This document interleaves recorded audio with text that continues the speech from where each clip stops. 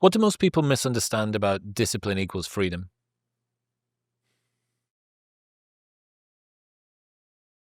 Um, I don't know. I think it was pretty simple to understand.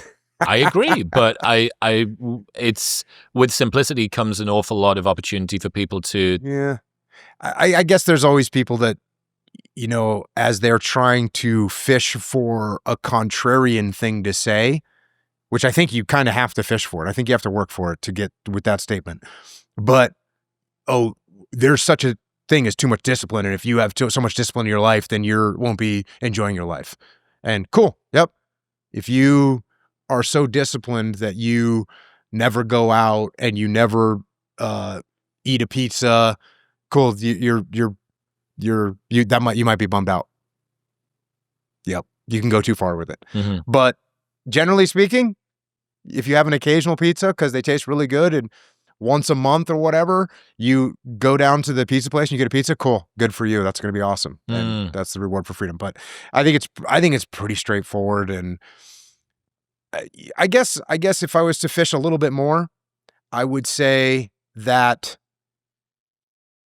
the idea that discipline is natural or it's innate. Yeah. And actually my middle daughter, who's a jiu-jitsu player, she was actually speaking the other day. And one of the things that she said was she was speaking about discipline. And she said, I was training. My dad and we went to the gym the other day and we were both training, and I was training with, the guys that I train with, and she was training with the people she trains with. And it's a Sunday and we're training. We're both like really tired when we're done, and we get done and we're kind of sitting up on the mats and we're talking. And I look at her and I said, not one part of me wanted to come train today. Like 0% of me wanted to come train today. And I'm so glad I came and trained, because, you always feel great when you get done training. But so my daughter went and spoke to this group and she said, my dad, Mr. Discipline, who's been on this path for however many decades, my dad didn't want to train. And he had to go, hey, doesn't matter whether you want to do it or not, you got to have the discipline, go do it. And he did, and he got done with it. So, and I think that's a good thing to remember, that discipline isn't just, oh, this person is, quote, more disciplined than this other person. It's like, no, this person is choosing discipline, this person is not. That's the way it is. Mm-hmm. So I think that's an important thing to remember. You have the option of being disciplined. You don't have the option of being born 6'4", right? You don't have that option. You either are or you're not. But you do have the option of choosing discipline or not. So discipline, not necessarily something that you're born with? I don't think so at all.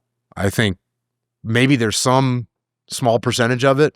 Maybe this person's a little bit more innately disciplined than this other person, but I think it's a choice. Well, how much of it's habit as well, and momentum? As you said, that I think this is one of the vicious cycles that people get into, and it's also why you see people that have unbelievably outsized results in life, and those who kind of have consistently bad results in life, because each positive experience is self-reinforcing. It tells you a story about the sort of person you are, and you start to build on good habits, and these good habits show you more good habits, and you get a little bit more confidence, and you get a little bit more, and you say, well, this is part of my identity now, actually. You can push myself a little bit, so and you're like, holy fuck, like, it's the 1% per day increase, and you end up at some unbelievably big number by the end of the year. But you also see the opposite, and this is how you get very diverging outcomes from people that started at relatively similar places. Mm-hmm. Certainly, and this is something that I've said for a while, and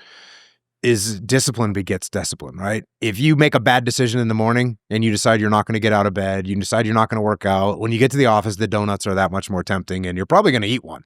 Whereas if you woke up early, you worked out, you got a little bit of work done before you even showed up to work, you show up to work and now there's donuts, you're like, I don't need those right now. You just make better decisions. And are you on the front foot today or on the back foot today? Yeah, exactly. And yeah, the compounding thing for sure.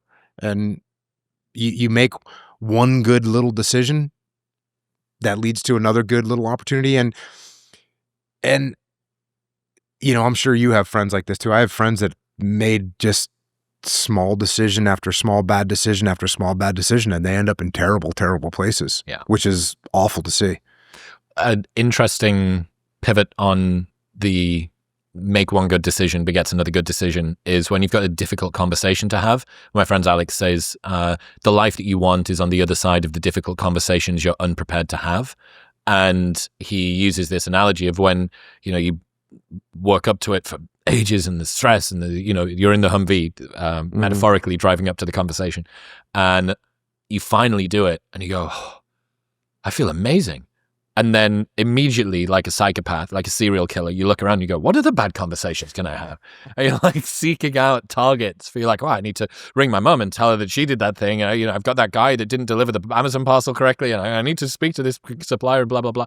But it's the same with that. Mm-hmm. This sort of momentum thing is a big deal. And it's why... In that vein, when I don't feel like going to train jiu-jitsu, or I don't feel like waking up, or I don't feel like working out, whatever that thing is, that feeling that I mentioned to my daughter of like, I'm so happy I came and trained today. I know that feeling so well that it just totally overrides the Oh, so you're projecting weakness. yourself. Yeah, I'm just like, oh yeah, I know how much better I'm going to feel in an hour and a half. I know that feeling so well. And I also know the other feeling, which is, man, I didn't train today. It was Sunday and I decided I needed a day off. It's like, no, train. I know that. And I think that is very helpful. What's still driving you now from a discipline perspective? Well, I mean, in jiu-jitsu, it's just, I love jiu-jitsu. Hey, and again, if you want to do something, how much discipline does it take? You know what I mean? I love it. Literally takes more discipline to not do the thing. Yeah. Like you get injured and your arms, you can tell that your arm, every time you train, it's getting a little bit worse. It takes more discipline to be like, all right, I need to take a day off. You with the neck. Yeah, exactly.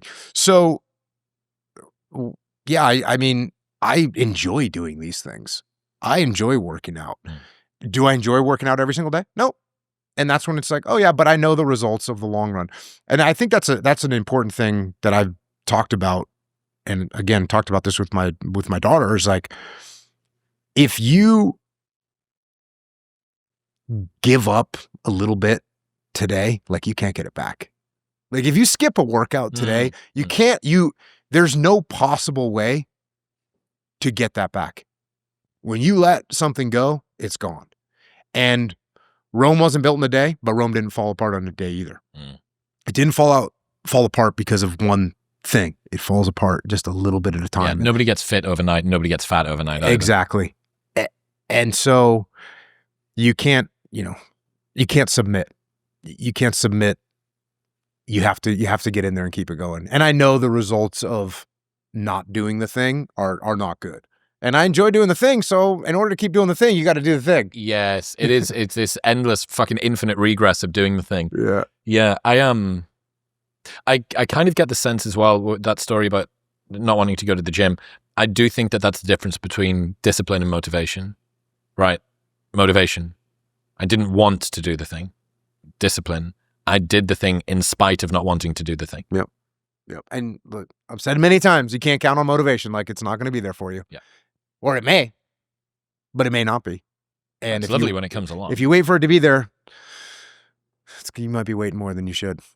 This episode is brought to you by Nomatic. Summer is here and travel season is in full swing, but let's be honest, your backpack was probably built for a school field trip, not international adventures, which is where Nomatic comes in. I've been able to travel the world with this bag right here because it's designed by people who actually understand the chaos of being on the move. Everything has its place and no space goes unused. It's compact enough to fit under the seat, but somehow fits everything that you need when you're on the go. And if you're still on the fence, that product will last you literally a lifetime, with a lifetime guarantee. So this is the final backpack that you'll ever need to buy, and you can return or exchange any product within 30 days for any reason. So you can buy a new bag, put your possessions in it for a full month, and if you don't like it, they'll just give you your money back. And they ship internationally. Right now, you can get a 20% discount and see everything that I use and recommend by going to the link in the description below or heading to nomatic.com/modernwisdom. That's nomatic.com/modernwisdom. Thank you very much for tuning in. If you enjoyed that clip, the full episode